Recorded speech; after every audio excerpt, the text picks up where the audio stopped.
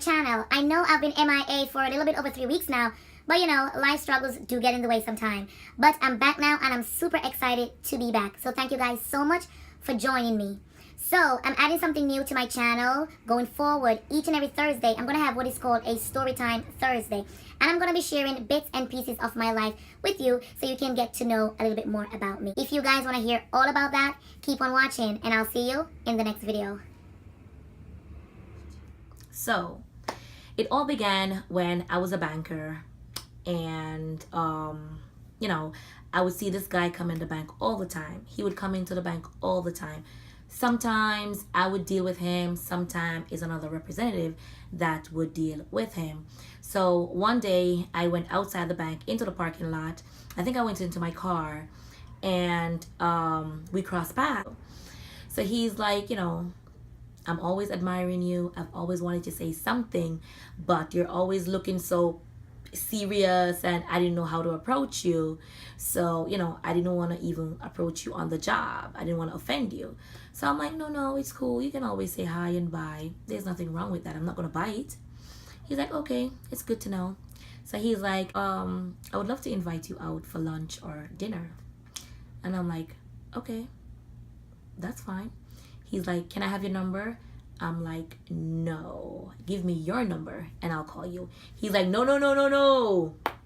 Whenever time a lady tell you that, you're never going to hear from her. And I'm like, no, don't put me in a box like that. If I said I'm going to call you, I'm going to call you. So go ahead and give me a number. So he went ahead and he gave me his business card and then he gave me his private number. All right. So he was insisting on getting my number and I told him, no, I'll call him. So, you know, we went our separate ways. So 2 days passed and I intentionally didn't call him because I didn't want to seem desperate or jumpy or, in our Jamaican term, frightened. Me never want to go like me frightened. Yeah. So, me never call boy. Yeah? Anyhow, 2 days has passed and he came in the bank and he gave me the look. He was like, so I was like, hi.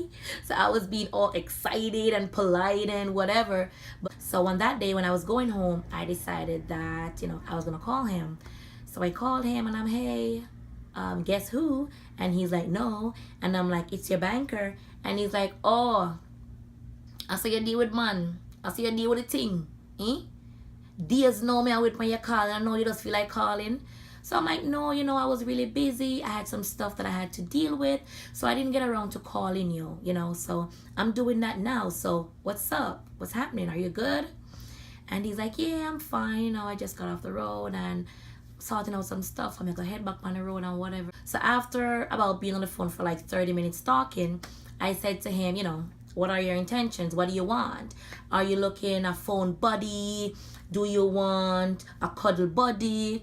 Do you want a girlfriend? Are you looking a wife? Like, what's your story? Like, what do you want? Why me? There's a lot of girls in the bank. Like, why you chose to talk to me? Like, why? And he's like, no, I think, you know, I like how you're petite and, you know, you're very tiny and you always look professional and you're a pretty girl.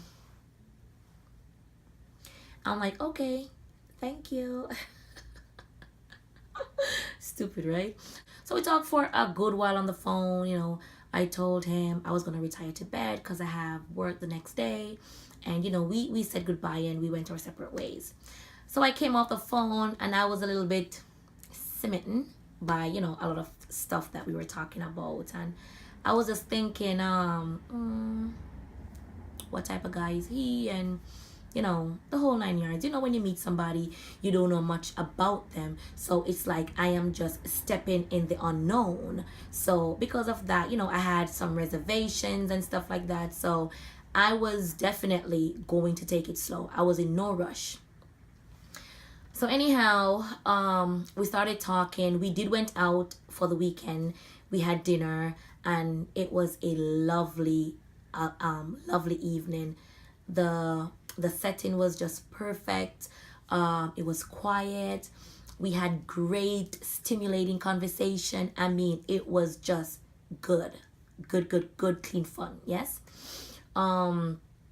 So let's fast forward to about 6 months in the relationship now, because yes, now we are official. Yes, yes ma'am, yes sir, we are dating now. So we official. So this was what was going on in our lives. So like on Tuesday to Thursday, he would probably come by my apartment. He would hang out. If he decided to stay, then he was more than welcome to stay. If not, then he would probably go home. It was just depending on how he feel, or if he had stuff doing or whatever. Because I'm not the clingy girlfriend. I just need to be kept in the loop and to know what's going on. But I like to give men their space, because I also like my space and I love my girl time, yeah? So on weekends, I would go to his house, and he was, for all those who are from Jamaica, especially if you're from the Kingston area, then you guys know Plantation Heights. He was living in Plantation Heights, and Plantation Heights have a lot of huge mansions. Those houses are pretty huge. It's like mansions in the hills. Fabulous. Those houses were just lovely. Yeah, I loved it because it was fun. He was giving me all this attention. He was buying me all these nice things. He was a gentleman. He was treating me well. He was treating me very well. I was comfortable and I was happy. I was happy with the relationship that we have. Yeah, on this particular Friday, I woke up, I was getting ready to go to work. But the Thursday night, I spoke to him the Thursday night, and he told me he was going to go hang out with his friends. So I was like, okay, cool. Just call me when you get home so I know you're safe and you're in the house, yeah? I don't want to worry. So he's like, no, by that time, you'll probably be in bed. And I'm like, I don't care. Once you get in, call me. I will wake up. Anyways, I got up the Friday. I was getting ready to go to work. I didn't see any missed call from him, nor nothing. It was weird, but it wasn't too weird, because it was still early. And I figured he probably had a long night. And he was drinking, so he was a bit tired. And besides, he was going to come pick me up in the evening. So, I wasn't worried because I was going to see him anyways. So anyway, I got dressed and I went to work. When I got my first break, I called him, because normally he would have called me already, because we always touch base in the mornings. But I didn't hear from him. Excuse me. So I called him. His phone was ringing. I wasn't getting no answer. I was like, okay, he's probably still tired and he's probably still sleeping. I tried to shoot him a few texts, still no reply. So I'm like, okay, I'll wait until lunchtime. I shoot him back up, So I got on my lunch break, started calling him again, no answer. Now I'm starting to worry, because it's not like him. Like, we call each other a lot, and I always know where he's at or where he's about or whatever. He always keep me in the loop. So it was pretty weird now that I haven't heard from him all morning, and I was worried sick. Where's my baby? I don't know. Anyways, there was this girl at work that lived in that same area, and I asked her, I said, did you see so-and-so this morning? Did you see his truck or anything outside parked at the gate? And she was like, no, I didn't see any sign of him. What's going on? I'm like, nothing. I just haven't heard from him, so I don't know. Probably he's busy or whatever. I know the job, or I know what he did, so I was a bit worried. It was 5 o'clock now. A lot of my coworkers were leaving work. My supervisor had left. Brinks came, pick up the money. Everybody was leaving. I was still waiting, hoping that I would see him. 5 o'clock came, no call. 6 o'clock, no call. 7 o'clock, no call. At this time, I was in the bank with the cleaners and the security guards. And I was just still hoping, just hanging on, hoping that he would show up. So around 8 o'clock, I decided I have to leave because it's getting late. And at the time, I was living in Portmore and I had to go home. So, I left.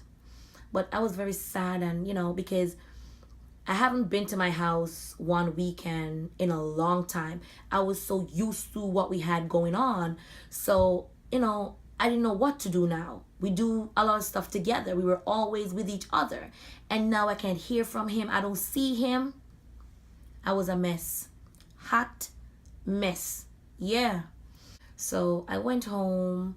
I turned the TV on. Every time my phone rang, I would just jump up hoping that it was him.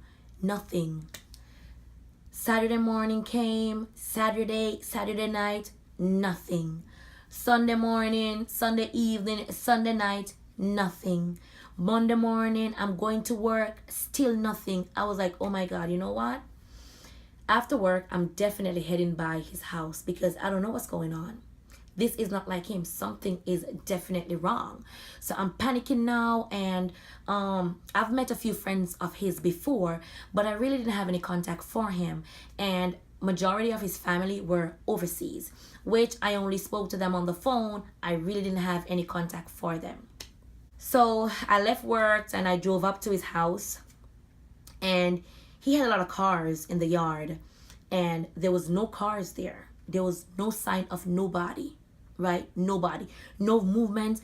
I was at the gate because it was a big, tall gate almost covering the house, and there was no sign, no movement, nothing. The place was so quiet, and I was at the gate. I was just pacing back and forth like somebody that was going crazy. But literally, I was going crazy.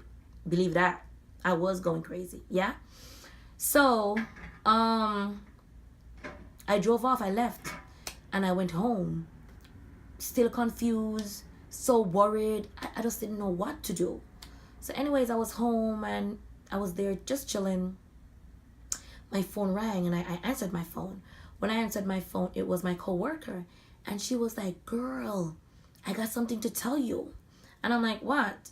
And she's like, I heard that so-and-so, they were out partying Thursday night into Friday morning early, and they got pulled up on, right? And they took them away. So they are now in lockup. I'm like, what? Where did all this happen? And what? And so they went to the club in New Kingston, and you know, some police ran in on them, and they scooped up a whole lot of them, and now they're locked up.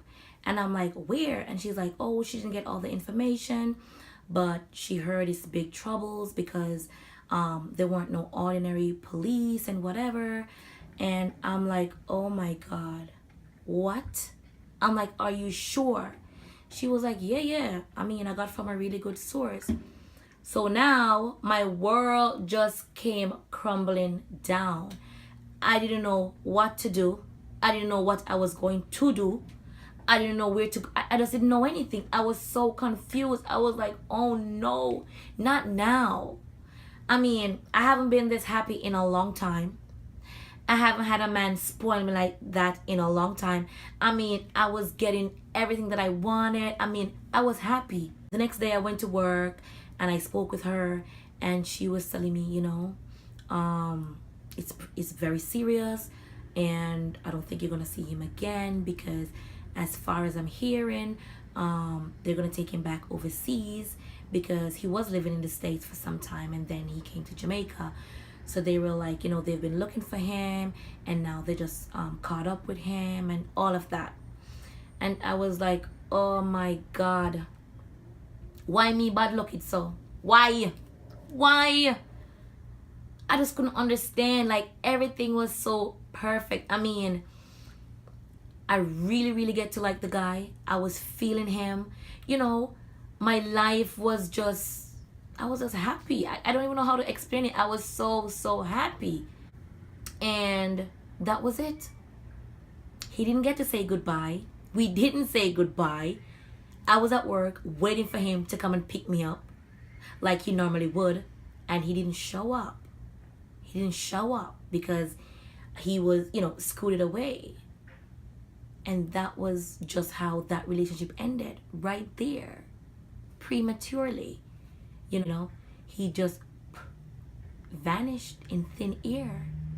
And I've never experienced anything like that. It took me a while to get over him, because even months after, when my phone was ringing, I would like, anytime my phone would ring, I would run to my phone if I didn't have it close to me just to see if it was him calling. But I've never heard from him again. So that's the end of my story and how my drug dealer boyfriend vanished.